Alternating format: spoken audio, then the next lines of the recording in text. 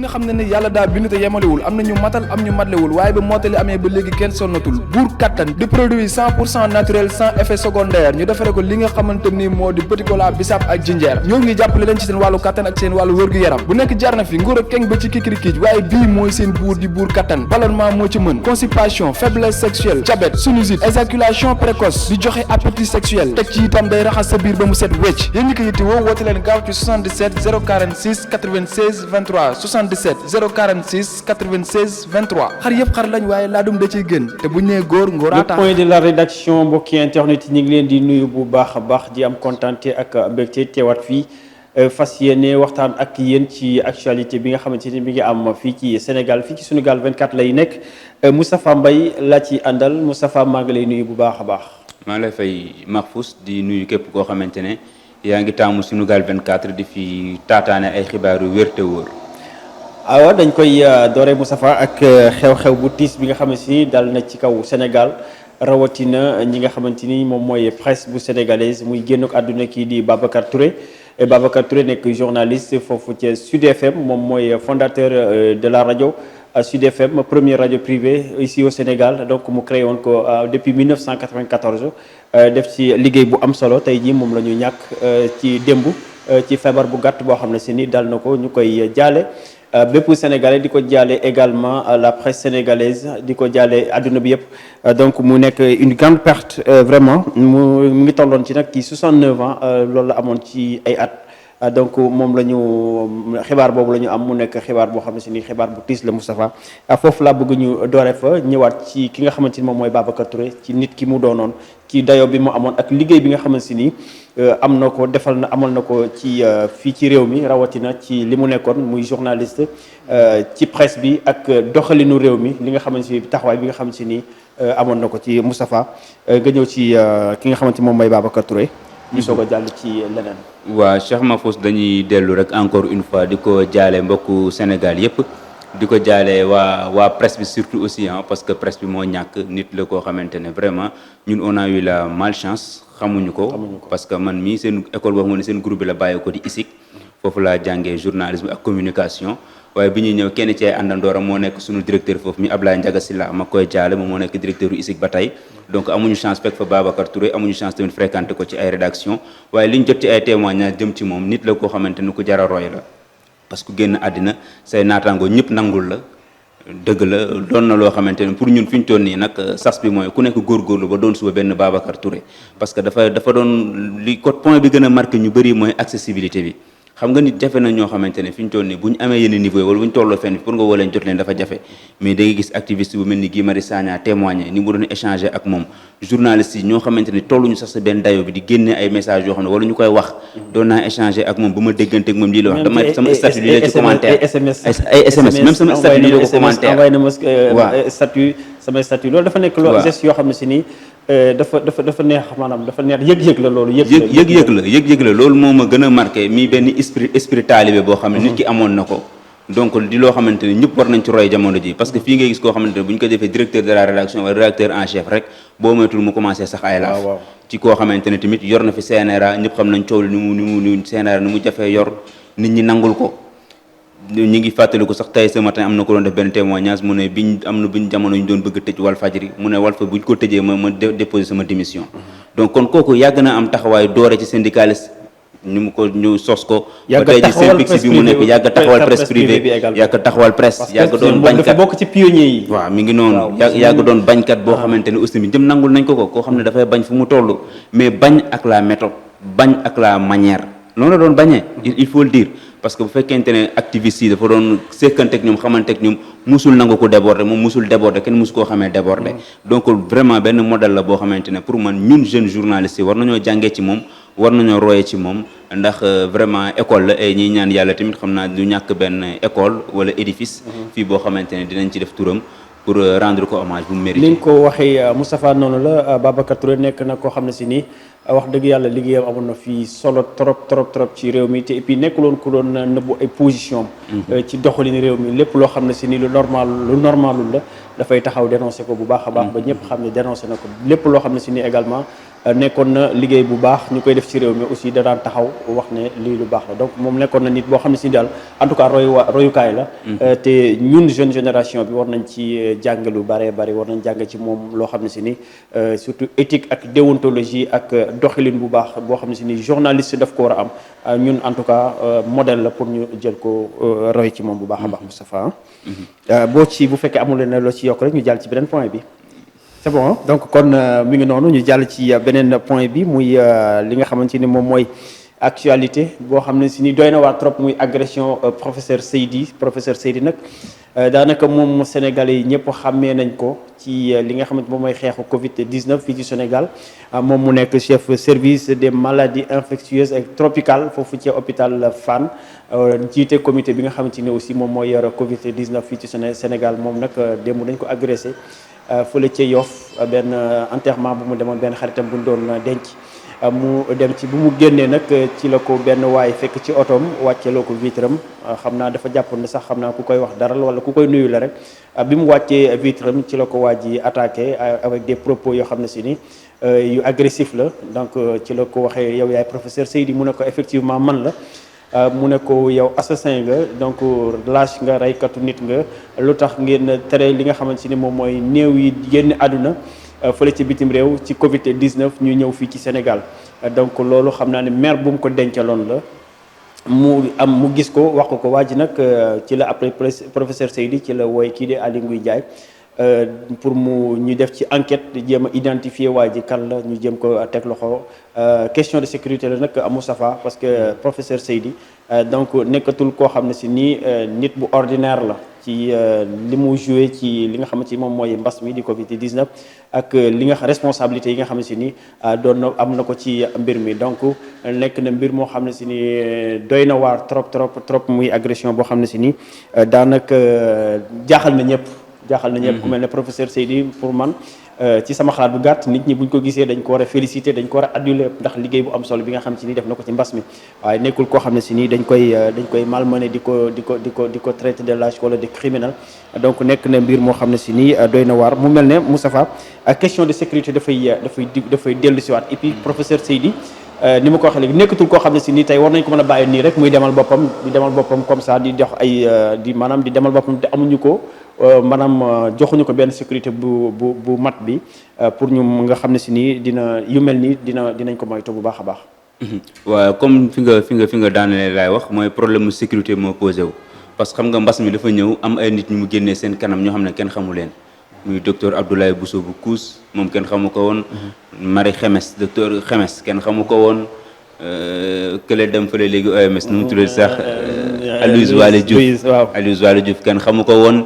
bëri nañ ñoo xamante ne ay kanam yu bees lañ ñoo xam ne mbas mi moo leen génnee ñu doon ay soldats yoo xam ne ñoom ñoo nekk ci kanam di waaw ñoom kenn daaw leen gis pratiquement mun nga daje woon ak ñoom ci circulation bi ni kenn daaw leen xam nga Ebola ñëw na ba dem te Ebola fii la fekk professeur Seydi moom moo ko jiite pilote ko c'était sous Eva Marie Coll Seck yàlla mooy ko ci ndam benn cas bi ñu am mu traité ko mu dem taxul woon mu génn parce que y avait pas des communiqués quotidiens yi ñuy def nii comme chaque jour ñu xëy def communiqué wala point yi nga xam ne dañ koy def mensuel donc loolu benn parenthèse bu doon jàll la mais bi mu ñëwee nag dafa doon benn ampleur boo xam dafa am doole trop parce que dafa fekk dafa ñëw ñu déclarer état d'urgence bi doon ñu tëj yenn marché yi yenn bërëbu jaaykat yi ñu tëj ko mu bëri ay mesures yoo xam ne dañ ko jël ay restrictions yoo xam ne def nañ ko yoo xam ne dafa impacté directement ci askan wi léegi ñooñu mu impacté na bu fekkente ne seen niveau de compréhension ci mbas mi amuñu ko wala gëmuñu ko su boobaa ñoom beneen gis-gis dañuy am wala beneen regard dañuy am par rapport ak ñooñu jiite xeex bi dañuy dem ba jàppale leen ay noonu waaw parce que fi ñuy xoolee moo dul doon benn mais bu ñu revenir ci kaw professeur Seydi bi ak gaañ bi ko doon bëgg a agressé moom décliné identité am parce que nee na ko man France laa nekk ingénieur la donc joxe turam ak yëpp donc c'est quelqu'un boo xamante ne dañuy jàpp na ku jàng la ku xam la parce que wax na ko la yéen du ngeen wax dëgg parce que yéen a ngi fajoo leen kenn waxoo leen réalité bi am ci ñi nga xam ne ñoo ñàkk seen bakkan donc pire mënoon naa am foofu bien vrai que expliqué nañ ne après moom dafa démarrer en trombe dem yoonam loolu ba mën na bokk ci bi muy dem sax ci d'après li journal Observateur wax nee na waa ji daf ko topp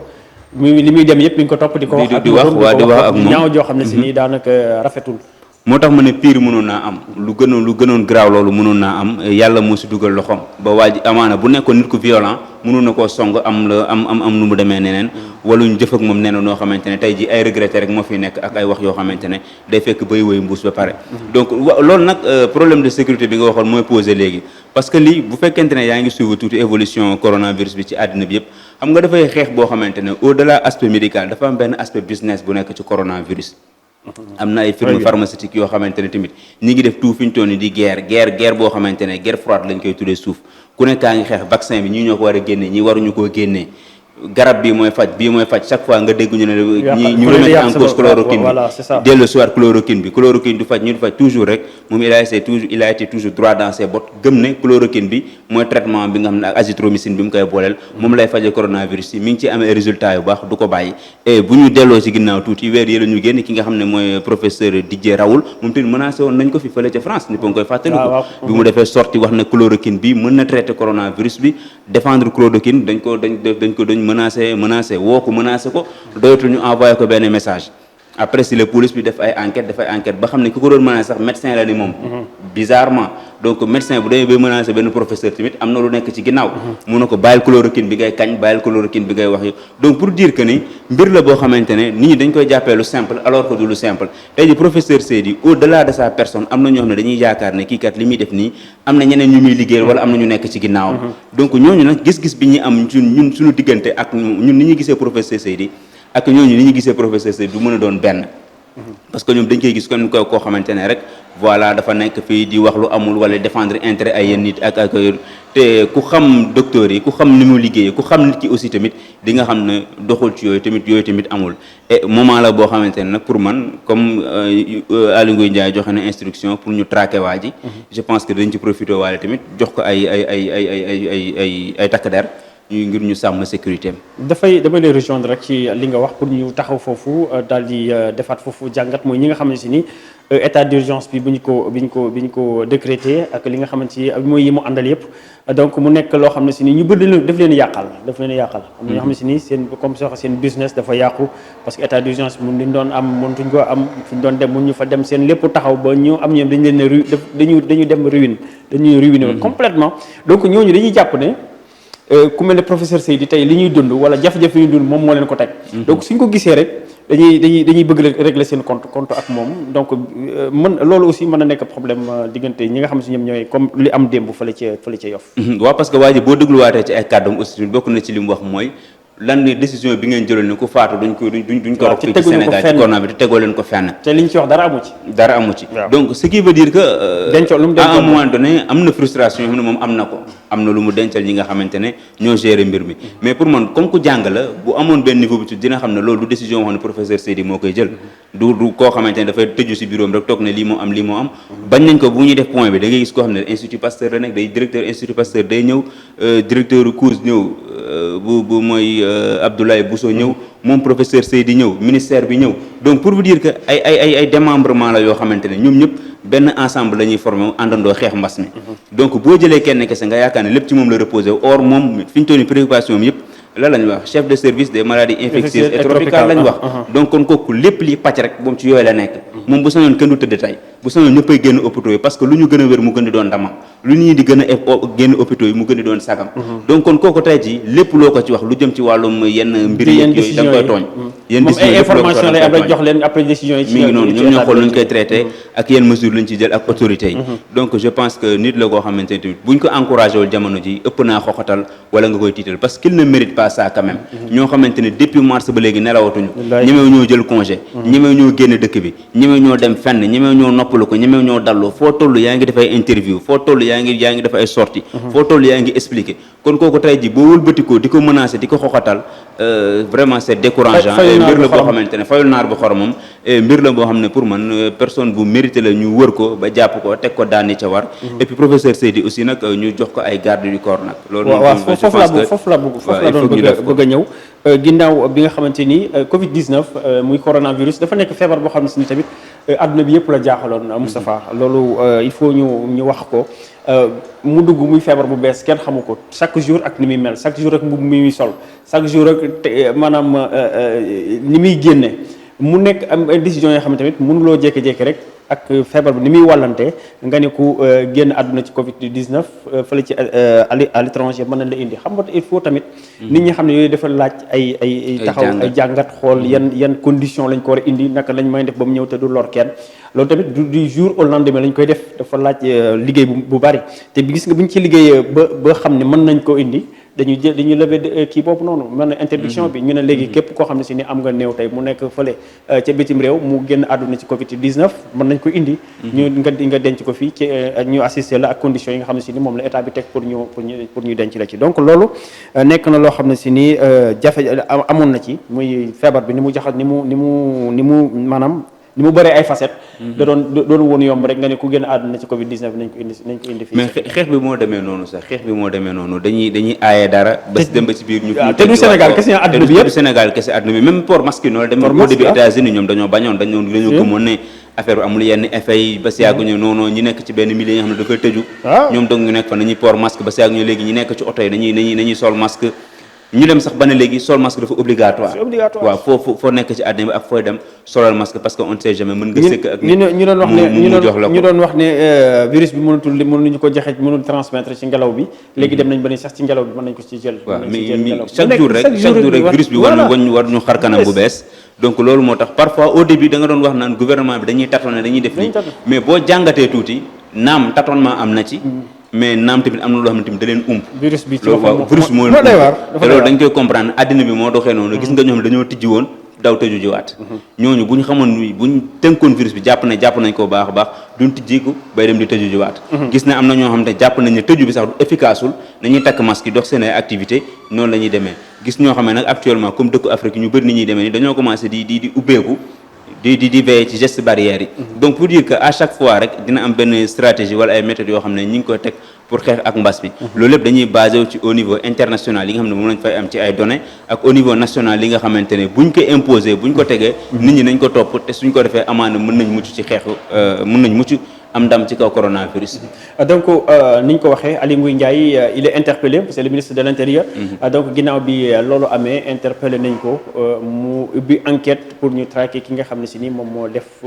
jëf ju ñaaw jooju parce que ñëpp ñaawlu nañ ko mais Moustapha jot na nag ñu jël ay mesures de sécurité pour nit ñooñu nga xam ne si du professeur Seydi kese mais ñeneen ñi nga xam ne si ni tamit ñoom la àndal liggéey ku ci mel ne professeur Bousso docteur Bousso du moins kooku aussi war nañ leen utal ñoo xam ne si ni tey ñooy nekk seen wet di leen sécuriser bu baax a baax parce que tamit àdduna wóorul. non il le faut et je pense que li dina leen jàngal parce que ñoom dañu ay nit yoo xam ne dañoo exposé wu ñoom dañuy ay nit yoo exposé te malheureusement fii dañoo jàppoon ne man de pour man amul noonu fii Sénégal parce que ñu bëri da nga daan gis fu mu génnee nit ñi di ko jaajëfal di ko tàccu mais xam nga gis-gis yi mënul doon benn comme li ñu wax léegi am na ñoo xam ne mbas mi dafa ñëw indaale benn mbabooru jafe-jafe ak naqar ak tiis boo xamante ne buñ gisee ku taxaw di wax ci corona sax ñoom du ñu ma envie lu di jóg song la parce que dañuy jàpp ne imagine toi nga am mbokk boo xam ne dafa la jege woon trop mu nekk bitim réew di la dundal di la def yëpp ñu ne coronavirus bee ko yóbbu jamono ji ñu koy yóbbu mu fekk ñu ne mënuñu leen a indi fi Sénégal ñu suul ko foofu yow ñu jël décision bi ak képp ku ko jege da nga leen di mere goo xamante ne du am fu mu yem parce que da nga ne ñii ñoo tax sama mbokk sàngam mënumaa gis bàmmeel la mënumaa gis fu mu tëdd loolu benn point la beneen point mooy aspect économique bi yow lépp loo gis xam ne lii daf la ko impacté ñeel coronavirus bi da nga naan lii si ñëlee la jóge donc si ñu mu jóge kon ñii tey ji ñoom ñoo nekk cause sama malheur bi may dund tey ji kon ñii mënuma leen naa gis di am xol bu neex kon dina am ñoo xamante ne tey ji société bi lii li ñu jàngal mooy am na ñoo xamante ne ba léegi ñu ngi wéy di weddi mbas mi mais am na ñoo xam ne ñi diriger xeex bi ñi diriger ni ñu war a def pour coronavirus gën neexuñu leen donc kon nag pour ñu aar leen seen sécurité je pense que nañ ko élargir mu bañ a yem ci professeur Seydi kese ba képp koo xamante nii nañ la gis ci télé bi nga porté xeexu coronavirus bi même bu fekkul te ñu jël sa sécurité même bu fekkente ne du pour côté nit ñi nga xam ne dañu am lu leen métti wala aspect économique bi mais bëri na tamit mbir moo xamante ne comme dañu doon waxee léegi ay affaire firme la ay affaire business la ñooñu tamit ñi ngi ci biir te ñu jar a sóor lañ nit mën na làqatu seen ginnaaw def loo xamante ni dañuy yaakaar ne kii moo jël décision bi wala kii moo def lii wala kee defu ko loolu moo tax ñu war a gën a def seen kéemtalaay kattan pour aar seen sécurité parce que ñi ay nit lañ ñoo xamante ne kat lépp lu ñuy def Sénégal moo tax ñu koy def kon war nañu mën a seen kéemtalaay kattan tamit ba jox leen sécurité ba ca war. ayca kon mi ngi noonu xam naa foofu la ñuy daal di tëjee li nga xamante ni moom mooy le point de l'actualité le point de la rédaction autant pour moi donc bi nga xamante ni moom la ñuy amal tey jii ci altine ji Moustapha looy tàggatoo biti mi ngi may reetaanloo quoi looy tàggatoo. waaw li may tàggatoo rek encore une fois mooy tey dama koy jaajëfale ñi nga xam ne ñooy personnel médical bi ñi nga xamante ne dañuy def ay efforts yu am solo vraiment. di def seen kéemtalaay kattan di xeex parce que samedi passé rek maa ngi woon fële dalal jàmm ci cadre liggéey bi mais boo gisee fekk fa docteur bi ak corps yi nga xam ne ñoo fa nekk ñi nga xam ne ñooy ay médecins di fa liggéey mais da ngay xam ne gars yi sonn nañ trop ñi ngi def seen kéemtalaay kattan ñiy weddi man dama taxaw sa benn moment ma ne ñiy weddi naan coronavirus bi amul wala sonalaatul yàlla waroon na leen a may rek bon pas ñu dugg feebar mais ñu am as tuut ñu ñëw fa ba gis affaire yi waaw ñëw fa ba gis affaire ni mu demee donc di nga xam ne kon mbir mi lu am la te et puis lu doy waar et puis lu dangereux la donc ñi ñaa ngi ciy souffrir ñi ñaa ngi ciy ñàkk seen bakken malheureusement nit ñi xëy di faatu chaque jour loolu daal tax na daal ma leen di encourager encore une fois di encourager képp koo xamante ne yaa ngi liggéey ci wàllub santé di ñaan yàlla rek mu may leen dëgër raay ba li ñuy def lépp ñu am ci ndam lu wees seen njort coronavirus bi gaaw a jóge fi parce que lu mu fi gën a yàgg rek di leen gën a sonal ñoom dina sonal ñëpp waaye ñoom ñoo ciy gën a sonn parce que ñoom ñoo nekk au front. ci am na solo bu baax a baax xam naa fi ñuy jeexale tamit ci wàllu conseil rek mooy que ni période tabaski la ñu nekk fi mu ne dem bi ak dikk bi bari na trop ci surtout marché yeeg oto yeeg yu nu mel daanaka kenn toogatul ku nekk yaa ngi ci programme tabaski bi mu nekk loo xam ne si nii nag bu ñu fàtte ba léegi que ni mbas mi ngi fi coronavirus mi ngi fi chaque jour ñu dégg ñi nga xam si nii dañuy wax ni dañu am coronavirus surtout cas communautaire yi bari na lool te jamono ji dafa mel ni bàyyiku gi bëri na trop ci dëkk bi su gestes barrières yi nit ñi daanaka respecté tuñ ko masque yi dañ koy yor léegi bu ñu gisee fi ñu koy teree ñu daal di koy takk bu ñu ko génnee daanaka dañ koy jël def ci seen poche mu nekk loo xam ne si nii nañ ci bàyyi xel bu baax mbas mi ngi fii te dem beeg dikk bi bëri na te loolu lay bañ dem bu dikk bu bëri jaxasoo bi loolu lay bañ nit ñi ngi xewaat maa ngi gis fan yi que ni sièges yi bari ñi ngi commencé waat ci mbedd yi nit ñi di dajaloo muy ay xew xaw ma ngénte la xaw ma mariage de lépp daal daanaka li ñu tere woon yëpp ñu ngi koy commencé di amalaat nañ ci bàyyi xel bu baax a baax yëf yi mi ngi fi nañu moytu bu baax parce que tamit bu dul yow du keneen koo xam ne si nii mi ngi sa kër surtout mag ñi sunu mag ñi nga xam ne si ñoo nekk ci kër yi ne leen di sóoraale ñun ay gone lañ peut-être que du ñu sonal waaye ñi nga xamante ñoom ñooy ay mag te nekk ci suñu kër yi nañ leen di sóoraale bu baax a baax donc loolu leen di indiloon tey jii ci le point de la rédaction ñu amoon mbégte lool digtal leen ko di leen jaajëfal yéen ñi nekk ci biir réew mi ak bitim réew ba suba incha allah ak yeneen actualité jàngeen jëf. ku ne xam na ne yàlla daa bind te yemalewul am na ñu matal am ñu matlewul waaye ba mottali amee ba léegi kenn sonnatul buur kattan di produit 100% naturel sans effet secondaire ñu defare ko li nga xamante ni moo di petit cola bisaab ak jinjeer ñoo ngi jàppale leen ci seen wàllu kattan ak seen wàllu wërgu-yaram bu nekk jar na fi nguur ak keng ba ci kikirikiij waaye bii mooy seen buur di buur kattan ballonnement moo ci mën constipation faiblesse sexuelle diabète sinusite éjaculation précoce di joxe appétit sexuel teg ci itam day raxas sa biir ba mu set wecc yéen ñi ko yitte woo woote leen gaaw ci 77 046 96 23 77 046 96 23 xar yëpp xar lañ waaye laadum da ciy gën te bu ñu nee góor ngóoraa tax